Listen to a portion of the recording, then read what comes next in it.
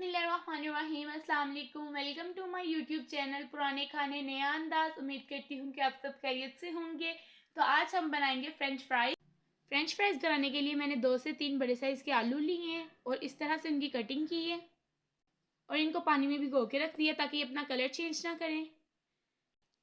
इसके अलावा मैंने यहाँ पे 1 कप बेसन लिया है, हस्बे ज़ायका नमक, लाल मिर्च पाउडर, हल्दी पाउडर, धरा मिर्च पाउडर, 2 से 3 चम्मच मैदा, कॉर्नफ्लोर भी यूज़ कर सकते हैं।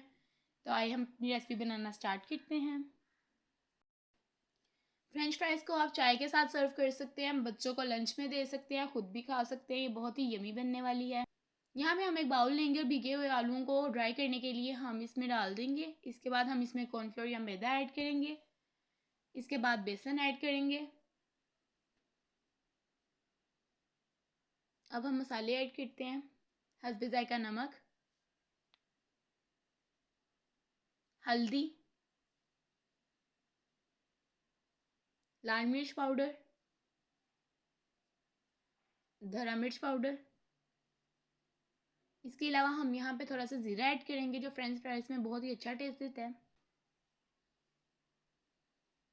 2 से 3 चम्मच हम इसमें वाटर ऐड करेंगे। ज़्यादा वाटर हमने ऐड नहीं करना, नहीं तो ये बहुत ज़्यादा थिन बन जाएगा।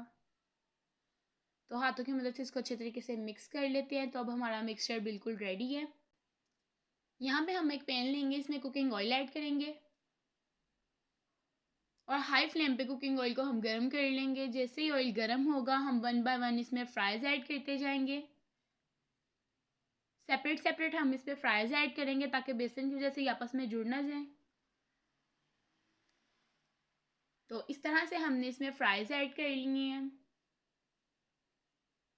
मीडियम फ्लेम पे हम इसको फ्राई कर लेंगे, ओवर कुक नहीं करेंगे, नहीं तो इनका कलर बहुत ज़्यादा डार्क ब्राउन में चला जाएगा।